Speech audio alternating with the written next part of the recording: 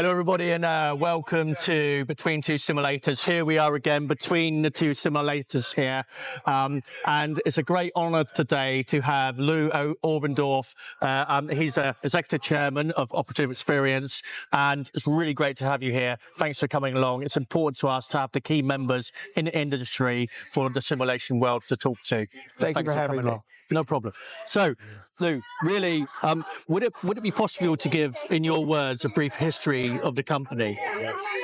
Well, the company actually was founded by a surgeon, a trauma surgeon named Dr. Robert Buckman, who had the idea some 10 to 12 years ago that there had to be a better way to teach trauma surgery. And his fundamental principle was that it had to be a touch and feel, have the right organic material, the right anatomical material, etc. And so he began literally working out of his garage in suburban Maryland. And he actually moved along and was doing research and development contracts, small deals, etc. And it had gotten to the point where it was time for the business to either move on and be a commercial success, or to just sort of fall back and continue to do R&D contracts, one-offs, like build 2 of these, et cetera, et cetera. So Dr. Buckman decided that he was ready to take the leap and move it into a commercial space. I was part of the. They were contacted me to be an investor, actually. Oh wow! And the reason for that was that in 1996 I founded a company called METI, Medical Education Technologies, that really essentially started this entire industry with the first human patient simulator, high-fidelity simulator, that is now in use all over the world. Yep. And so I was a known entity, if you will. I had managed to successfully, had sold the company in 2011. Actually, I sold it to CAE, which became CAE Healthcare. I'm sure your listeners would understand that or recognize that. It's now Elevate, but it's moved on. And so I was an investor in different startup ventures, et cetera. So I joined Dr. Buckman. I made a contribution. I made an investment. Yep. And I came on as executive chairman of the company. And then what I did, basically, the first things I did is I brought some of the veterans from my Medi days, and I brought them on. And, you know, you get the phrase, we got the band back together again, if you will. And these folks represented tens and tens and tens of years of experience in patient simulation, technology, education, experiential learning. And so that was the immediate kickstart to this effort. And from there, we proceeded to raise more funds, investment funds, and we began our journey as a, if you will, a new Operative Experience, a real commercial venture, Operative Experience. Wow. I mean, you know, obviously, just to let you know, I worked for the CAE, covering Europe, Middle East, and Africa some time ago now, before the changeover. So probably know a lot of the characters that you've been working with, Stefan, Monk, etc. So yeah, what a great story. The HPS definitely, you know, it stood out there being used a heck of a lot. It's an unbreakable piece of kit, and that is a really great legacy to be involved in. So currently at the moment, you know, I just wanted to tell us OEI. OEI? Yes. This is the company, Operative Experience. Yeah. Our goal was to take the incredible technology and innovation that Dr. Buckman had brought together in his laboratory, if you will, his garage, and determine where we could take it and make it a commercial success. And we quickly realized there were 2 paths to our commercial success, and so our strategic plan. The most prominent one is that Dr. Buckman had, because he was a trauma surgeon. And basically, one of the first inventions that he did was a trauma mannequin. Now, there are mannequins all over this show. There are mannequins all over the world. There were no focused trauma with the kinds of experience that he had as the head of trauma surgery in a downtown hospital in Philadelphia. And so we took that technology and we said, okay, where can we take this? And where can we improve it and expand it? Well, along the way, he had actually sold some of these basic mannequins to the United States Armed Forces, the Department of Defense. So we looked there first because that was an existing market that he had already penetrated.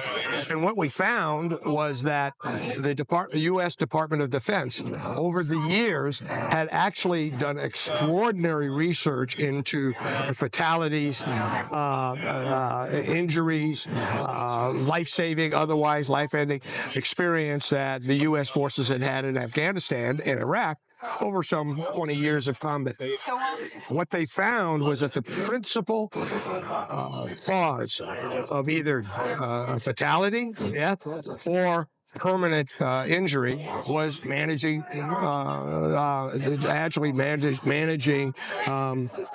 blood loss. Hemorrhage control. Yeah. And so what they did as a result, I'm going on a little bit because this has to set the groundwork for where we decided to go on our path. They set out a very detailed protocol that every single member of the United States military had to be trained on, at a minimum up to even a combat surgeon in a hospital, had to be trained on every year. And it was called the TCCC protocol. You nod your head because you've heard of the TCCC. Historically, if the U.S. forces adopt a certain protocol, whether it be in combat or medicine or what have you, it tends to be adopted by all of the allies, et cetera. And I think we've seen that, your recognition of that, the TCCC. So we said what we had was a roadmap. This is what our research had to be focused on, and it had to match that protocol. And that's what we've been about for the last 5 to 6 years, developing a portfolio of products that now cover the entire spectrum of the TCCC protocol. We believe that we have the most fundamental corpus of technology that literally answers that problem in one-stop shop, if you will. That's what that was a primary emphasis that we've had. We also had, as it turned out, an obstetrics task trainer capability that already existed, that Dr. Buckman had actually invented for the State Department.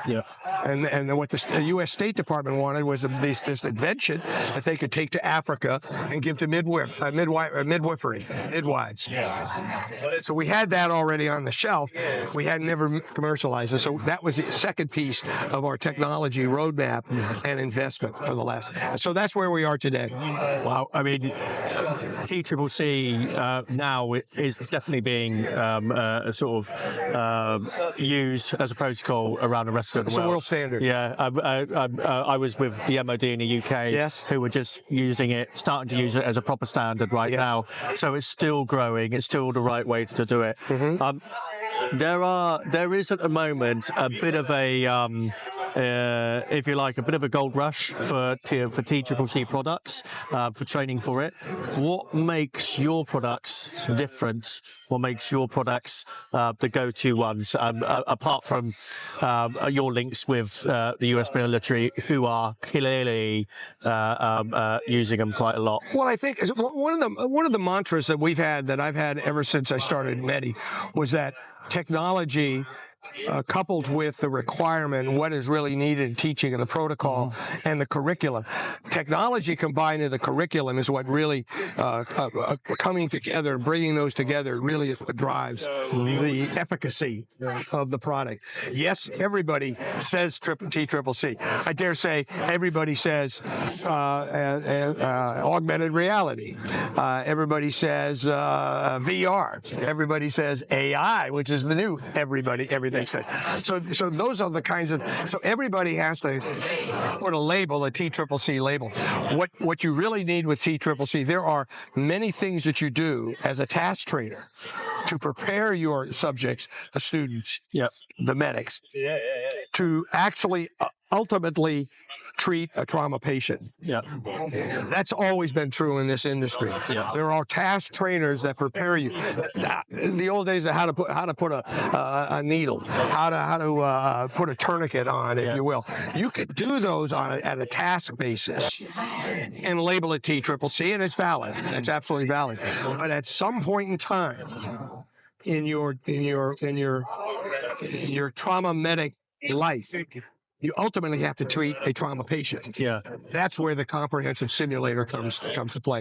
That's what we set out to do, was to build, but not only at this, if you recall, or you may know, the TCCC is 6 levels of qualification. They correspond to 4 levels of care on the battlefield. So what our goal was is to take that roadmap and literally develop a portfolio of products that make that and accomplish that A to Z. Yep. That's what we have. This is, if you will, this is the final test. Yeah. Our simulator, our TCCC mannequin trauma collection portfolio is really the final exam. Because you can either save the patient, or unfortunately, if you don't, catastrophic. Yeah, I mean, catastrophe. And actually, I think, trauma mannequins as a whole, because of what's happening in communities as well, it's not just the military, they need to be brought into communities and used as well. But one thing that does stand out is the military use. Soldiers can literally break anything. Okay, that's their job, to break stuff. That's right. So how do you sort of, with your products, how do you assure robustness? How do you assure a lifetime of use of these products? Well, first and foremost, you have to understand how they're going to be used. Yeah. And you have to understand how your customer, in this case, the U.S. military or the military, medics, are going to actually use it in training. And how they train it is they train at the point of injury on the battlefield. They are trained to then move that patient, to stabilize the patient, stop the hemorrhaging immediately. That's why every soldier carries anti-hemorrhaging or tourniquets or what have you with them, because it's the point of injury, buddy care, if you will. Yeah. That patient is then moved to safety out of the line of fire. So you have to literally drag it, because you can't carry it, because you've got to stay protected. Yeah. Now you get to the next stage of care. You're still under fire. You're still on the ground. Yeah. So and then you treat it at the next level, and you begin to move it at a casualty collection point, and you will eventually move it to a forward surgical team, if you will. All along the way, that patient, that mannequin, has to be robust. So, along with all the technology and all of the clinical research that we did, we also did an enormous amount of research in skin durability. Okay. One of the real advantages that Dr. Buckman had done is he had literally created much lifelike tissue, which had been if you will, in some sense, the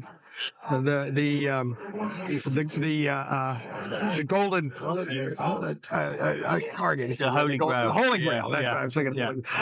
The holy grail. I'd been looking for it for 25 years. Yeah. Constantly trying to get the materials, etc. We figured it out. So we had that going for us, but we were not going to lose that capability. That's what gives us the durability. Our simulators can move from point of injury with a certain capability. It can be drugged along the ground, it can be put onto a tracked vehicle, etc. It can fall off the tracked vehicle, etc., as the patient is moving to get ultimate care and safe. So we have a robust, and we believe in that just as much as we believe in the clinical technology, just as much as we believe in the simulation technology. We believe that the skin care, if you will, the durability. That's how we build a robust. So that our mannequins can go outside, in the middle, and inside, eventually into an ICU or an operating room. Yeah, I mean, I think that's the key thing, especially when working in the military, but also within simulation centers as well. People can break stuff. We know that. What about clinical accuracy? How do you sort of validate, for instance, a major hemorrhage, how quickly people bleed out? How do you show that, etc.? Well, I think we work hand in hand with our SMEs, our subject matter experts, that are combat surgeons, have extensive experience in that, so that we understand the experiences in combat and what kind of trauma patient we have to treat. But we also come with it again. Remember, I brought the band back together. One of the key pieces there is my chief technology officer, Carlos Moreno, who has been with me for now 25 years. So literally, he understood understood the physiology. He understood the organs, the anatomy. He understood what are trauma conditions, what are the scenarios, etc. And this basically grew up out of our experience in Medi with the human patient simulator. So that's how we get, and then we share that with our subject matter experts, all combat surgeons or combat medics. We compare notes. We go our development, prototype, etc. They review that. And always with the educational aspect, is this meet the standard, the protocol, the TCCC protocol. That's my roadmap. Wow. It's quite a tricky subject overall. It's a sensitive subject from a military point of view. What happens? It's emotional. Your video, your marketing video to the soundtrack of Vivaldi is fantastic. I encourage everybody to watch it. It's great. Thank you. Thank my marketing guys. It's great. It's fantastic. It really is quite compelling. It shows what you do properly. How do you prepare your staff for the subjects that they're talking about? How do you help them do it with sensitivity and empathy? Well, again, we have experience for 25 years of hiring clinical nurses, respiratory therapists, physical therapists, sometimes not physicians so much because they're too expensive to hire as salespeople, but people, combat medics, medical service personnel, etc. And so they already understand. They come to it with a passion about healthcare and about saving lives. You start with the passion. If you don't have the passion, there's no way you can give them an injection and get passion. So they come with that passion. With it, we basically share our vision with them.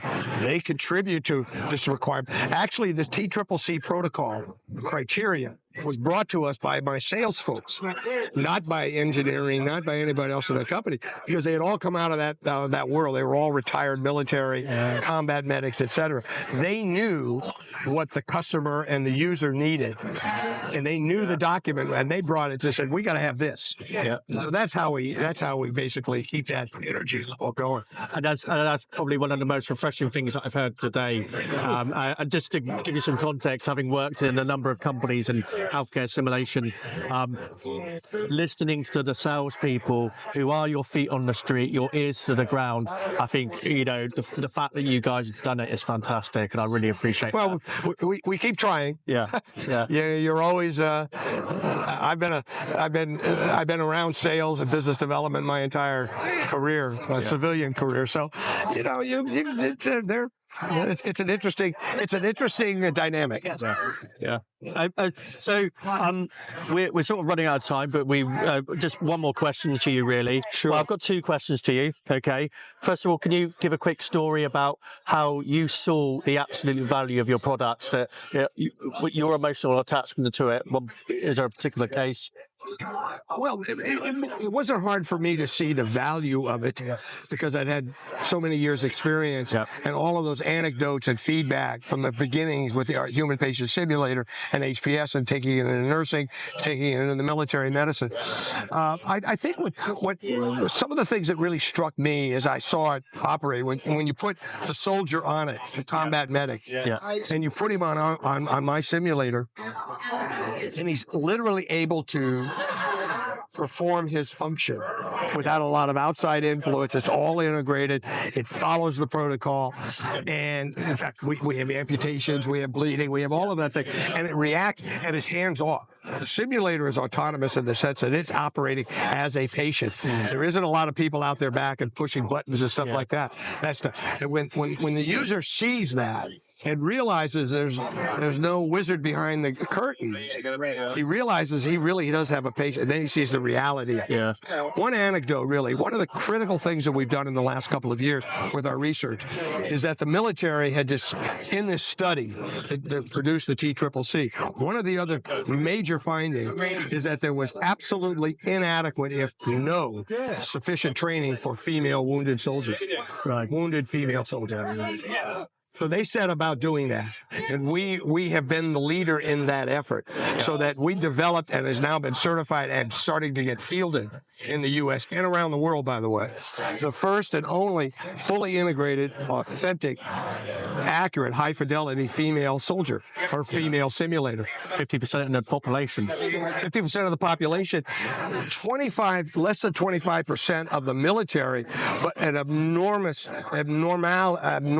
amount of deaths and permanent injury, because we never had a way to train on a real female. And the social reluctance that we built, these walls that we've built in all of our societies about touch and how do you deal with it, how do you deal with a female, it was a barrier, and the military understood that. Yeah. Interesting enough, that is also true in civilian medicine, EMS as well. Of course it is, yeah. And so so we set about co-funding dollar for dollar along with the United States Army to develop the first now certified female trauma mannequin. Fantastic. And when you see them operate that, which they've never been able to do, they're just, to use a British term, they're gobsmacked. Yeah, we come over and have a proper look later on. Absolutely. One really quick last question, just a simple yes or no. I don't do yes or no. Okay, yeah, you might find this hard. Do you think there should be industry regulation in healthcare simulation? Hard question. Yes, of course. But that's motherhood. How do you get there? Is it realistic? Where does it happen? How do you fund it? How do you mandate it? How do you enforce it? Yeah. Those are the issues. The barriers to doing that are, I think, they're very hard to do. Very, very hard to do. But of course, who could say no, that you don't need regulation? Yeah. Brilliant. So, Lou, thank you very much for joining me. I've got one small gift for you to take away with you, which is under here somewhere. Okay, this is a book that I take everywhere with me. It's the Innovator's book. Okay, it really breaks down an innovation into a few key phrases, and I hope you enjoy it. Excellent. Hope you read it. Thank you. And thank you very much for joining us between two simulators. And yeah, I'm looking forward to getting the video online and seeing it. And yeah, it's a great honour. Thank you. Thanks again. Thanks again. Yes. Thank you. Thank you.